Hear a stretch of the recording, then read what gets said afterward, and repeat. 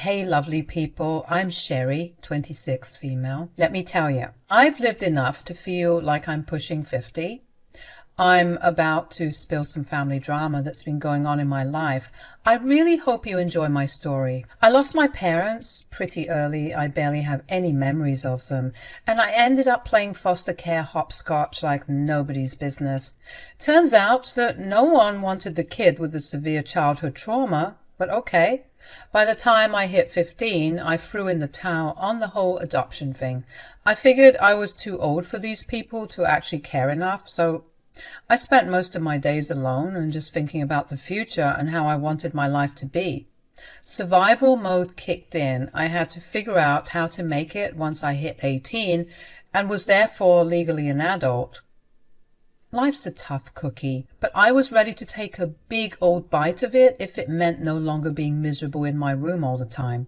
So I busted my hump, getting odd jobs in the neighborhood to squeeze out some extra pounds.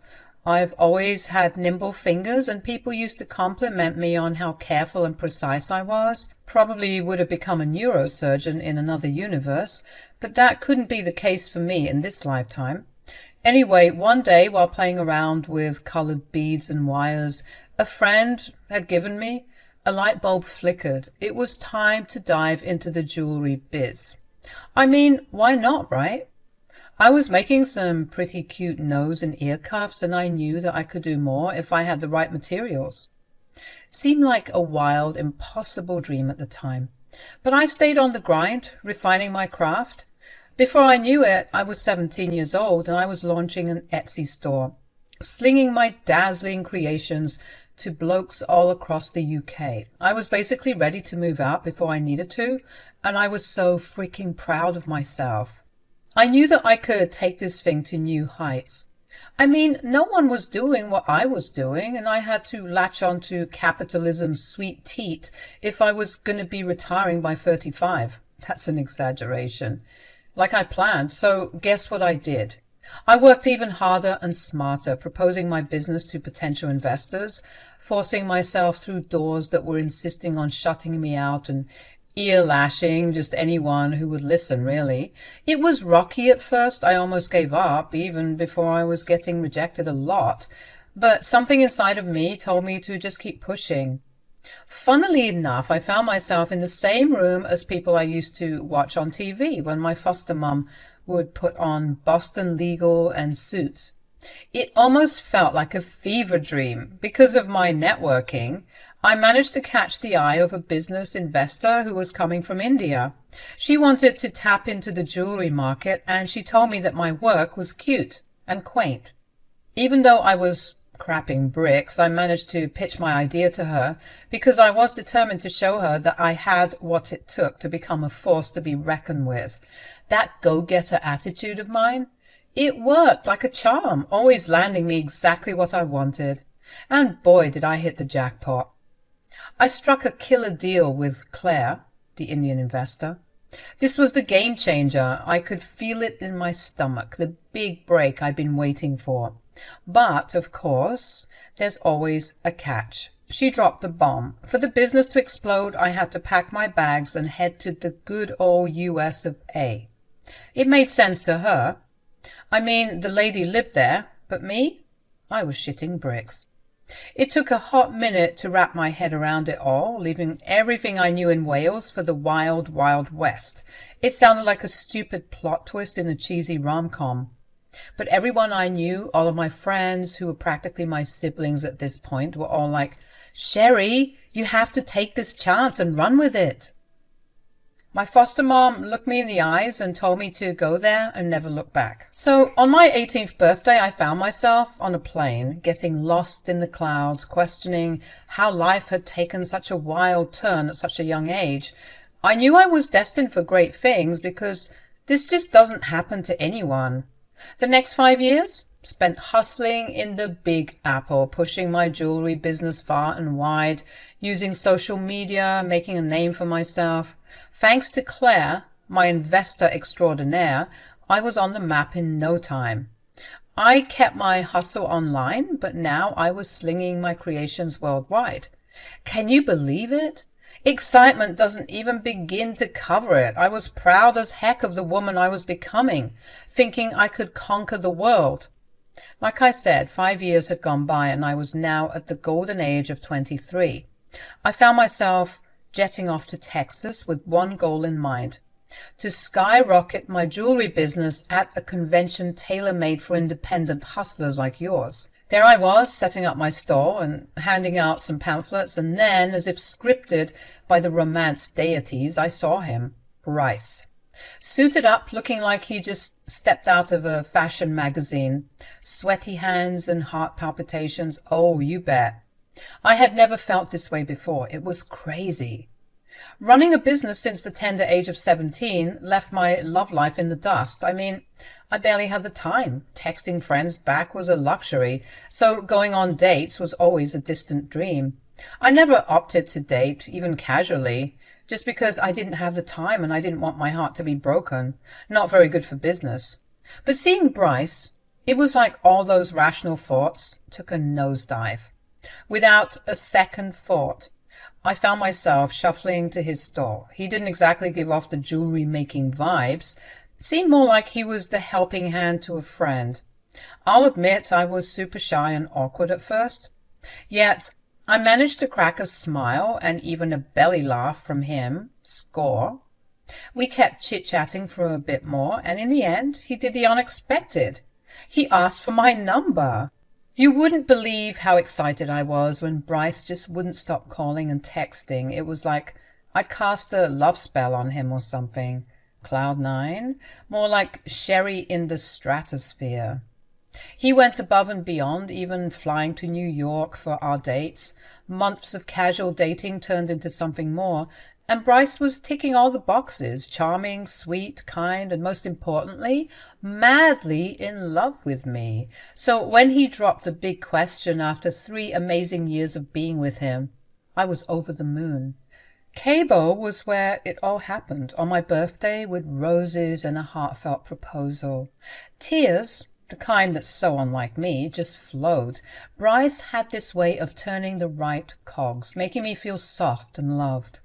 We finished up the birthday and proposal celebrations, and we were soon after on our way from Cabo to Texas, ready to share our joy with his family. I was nervous as anyone would be, but I had even more cause for concern because of a certain someone who didn't seem to like me. Babe, are you sure your mom's going to be okay with this? Sherry, I promise you she'll love it. But you know how she acts when I'm around. She's just being a bit overprotective, you know. After all, I am her son. I know. It's just, she scares me, you know. I understand, babe, but I know her, trust me. All of that passive-aggressive crap she was doing is going to melt away the moment she sees that ring on your finger. She'll know for sure that I'm being serious and that I want to spend the rest of my life with you. Okay, babe, I believe you, I guess. A couple of days after settling back into Texas, there I was, stomach churning, seated at my soon-to-be mother-in-law's dinner table. Elnora had no clue about the storm brewing within me, and she carried on with her usual treatment. She was the nice, nasty Regina George type, always looking for an excuse to bully me without any real reason. At first, I thought it was just the typical hostility you get from in-laws out of protection and care, but that wasn't the case. Growing up in foster care didn't exactly expose me to different personality types. I used to think people like her only existed in the movies. Boy, was I wrong. She had this art of poking and prodding, just enough to feign innocence when called out for her rude and weird behavior.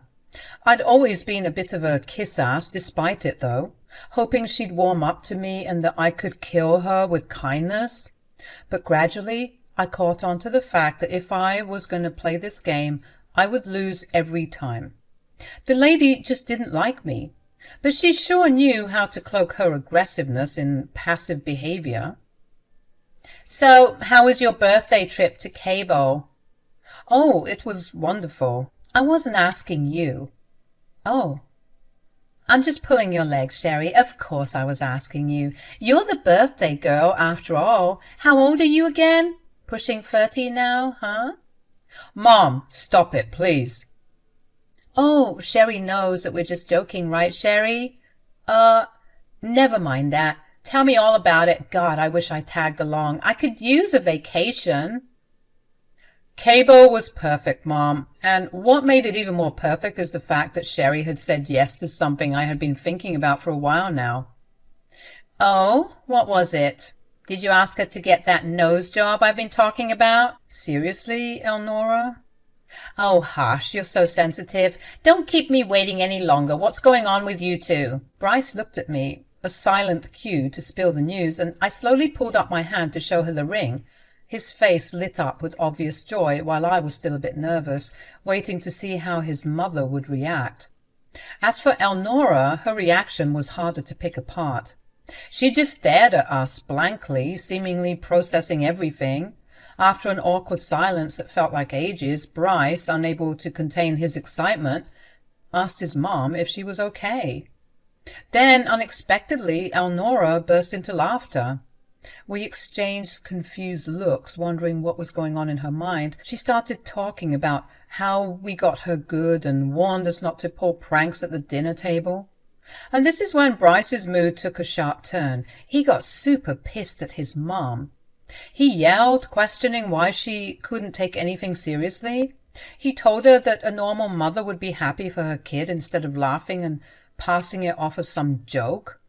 Elnora, looking desperate, tried to cover her tracks, claiming she was just overwhelmed by the news and that she was actually quite happy for both of us.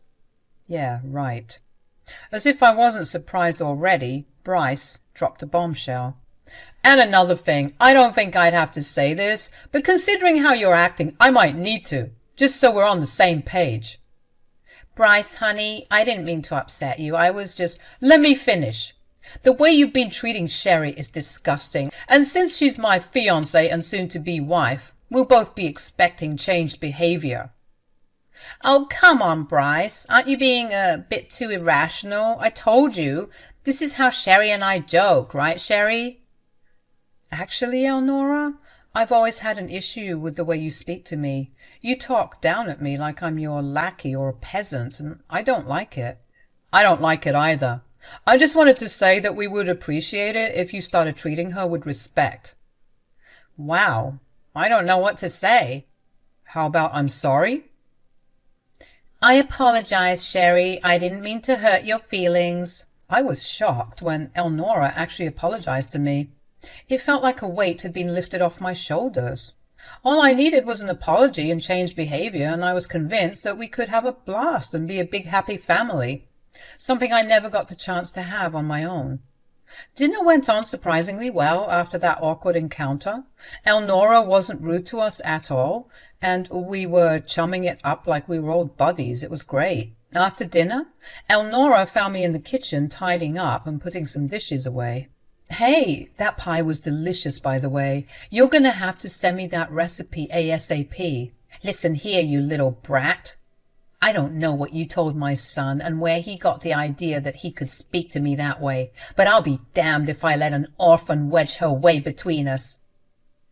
Elnora, what are you talking about? You think you're so smart, don't you? Coming into our lives and turning everything upside down. Why don't you just go back to your little country with your tea and crumpets and leave us alone? You know what? This one's on me. I should have known that was a BS apology. You think I'd ever apologize to you? You've got another thing coming, and if you know what's good for you, you'll break up with Bryce. Why? So that you can get a chance with him? Newsflash, Elnora, he is your son. I don't know what kind of drugs you've been smoking, but he is a grown man, and he is in love with me, and I'm in love with him. So I'm not going anywhere. You just want him for his money. You're nothing but a gold-digging leech. For the millionth time, Elnora, I don't care about your son's money. I have my own. You'd know that if you cared enough about my business. Why would I care about your crappy handmade jewelry? I'm not a poor orphan. You're disgusting. Maybe, but at least I'm not a gold digger. You're just one of his playthings. I'll admit he's never proposed to anyone before, but I know that this isn't serious. He'll kick you to the curb when he's done with you. We'll see about that. After Elnora showed me her true colours, I decided not to tell Bryce about it. You might be wondering why. Well, to be honest, I didn't want to ruin his relationship with his mother. As someone who didn't have one, I knew that exposing the truth would put a huge damper on their relationship. Nobody should have to lose a mother. In any way, I thought that it would be better to protect him from the truth. I decided that I was going to fight this battle myself, and that's what I did. Months of wedding planning went by, and of course Elnora was inserting herself into the wedding plans like a true bridezilla. Bryce and I tried to be nice, letting her know time and time again that it was our wedding and not hers, but she wouldn't budge. She was trying to pick out all the colors, decorations, our invites, everything. It's like she wanted her hand in every single decision. I was getting fed up, which was compounded by the fact that I knew Elnora's true colors. Bryce was so sweet and kind to me, always reassuring me that we just had to get through the wedding day, and then we would have the rest of our lives to be with each other. We can even move if you want to. I just want to be with you. I know, babe. Your mom is just a bit much to handle. I know, but you know, she's older, she's set in her ways, and I don't think she knows what she's doing. Oh, I'm sure she's well aware. What was that? Oh, nothing. Let's just get this wedding show on the road. About 6 months went by, and both Bryce and I were basically prepped and ready to walk down the aisle. Elnora and I had been arguing behind the scenes, of course, and she was getting more and more cagey and desperate when she realized that I was serious about marrying her son and I wouldn't budge. I was living in it, though. It made me happy knowing how desperate she was getting. Bryce was still none the wiser, and I was glad I was able to keep this heartbreaking secret from him. 2 nights before my wedding, Elnora called me and told me that she had something important to say. Well, looks like you've done it. If by done it you mean putting months of hard work into planning my dream wedding with my dream man, then yes, I have done it. You might have fooled him, but you still haven't fooled me. I know you're only with him for his money, which is why I'm demanding a prenup. You can't be serious. I'm dead serious, Sherry.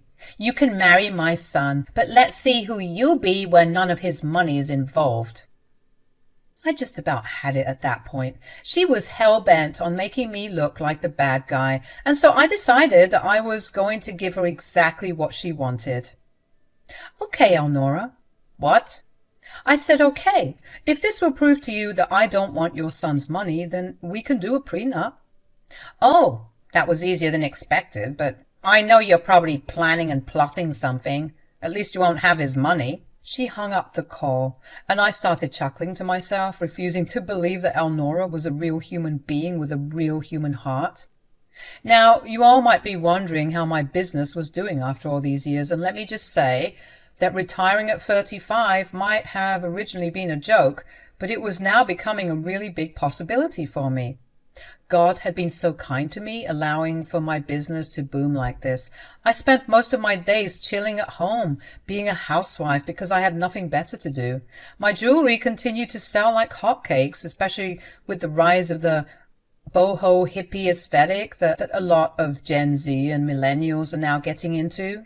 I had a net worth of $500,000, and I was only getting better with time. Bryce was always telling me how proud he was of me, defying all the odds and ending up where I was. He didn't mind at all that I made more money than him, and he said that one day he'd be just like me, chilling at home so that we could spend some more time together. The next day, after Elnora called me for the prenup, she came over to discuss the arrangement.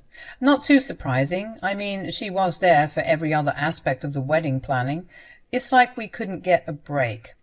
Naturally, because we were discussing finances, Bryce and I had our bank account details opened up on our laptops so that we could practice our financial hygiene and budget some last-minute things for the wedding. Elnora arrived, being her fake nice self as always. When I mentioned the prenup to Bryce, he was a bit taken aback, but he respected my wishes, especially when I told him that the suggestion came from his mother. Like I said, Bryce didn't mind at all, so our meeting went well. After some time he had to leave because he had some business to tend to, as well as seeing a lawyer about setting up the prenup officially, leaving me and my mother-in-law alone in the house. Elnora started laughing, saying that she ruined my plans, but I just rolled my eyes at her. I was closing my tabs, getting ready to go back to my office and tend to my own business, when Elnora turned pale all of a sudden. "What's the matter? Are you sick?" "Oh, nothing. I just thought I saw something. Must be my eyes playing a trick on me." "What did you see?" "Oh, never mind it. I just thought that I saw 5 figures in your bank account. Silly me. How could someone like you have that much money?" I just laughed for a bit as I reopened the tab to show her that her eyes weren't playing any tricks on her. Sure enough, my bank account balance was showing $650,000, and to add insult to injury, I had just received some orders which were totaling an additional $10,000 from my business. When I looked at her face, it looked like she had seen a ghost. She started stuttering and stammering, acting like a damn fool. But how? What? Since when? How's this even possible? You should really start taking an interest in your in-laws' businesses.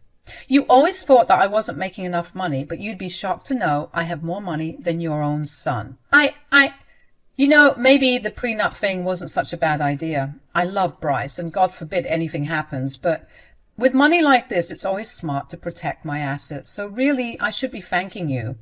No, Sherry, you've got it all wrong. The prenup was a bad idea. What sort of marriage has prenups anyway? You two would be fighting all the time. It's a bad idea. Oh, please, you're only changing your tune now because you saw my bank account. What? How could you accuse me of that? That has nothing to do with this. Okay, so you don't mind the prenup then? Of course I do. It was a bad idea. We should undo it. I'm sure there's still time. Let me call Bryce. Save it. The prenup is staying. You never cared about us, did you? Why don't you want to let the prenup go? You were fine with not having a prenup until last night. Why are you being so stubborn? True, but like I said, you've opened my eyes. I'm sorry, Elnora, but I want to save myself from a gold digger. Yeah, doesn't feel so nice when the tables are turned, huh? But I guess that's just how karma works. Elnora was having a really tough time processing how serious I was about the prenup, but she eventually left my home in a huff and a puff. The next day was my wedding day, of course, and Bryce had informed me and some close friends, including Elnora, before walking down the aisle, that the prenup had been officialized. My wedding was a blast, and what made it even sweeter was catching glimpses of my scowling mother-in-law. She was not having a good time because she knew that she made the biggest mistake of her life asking for that prenup. Karma sucks.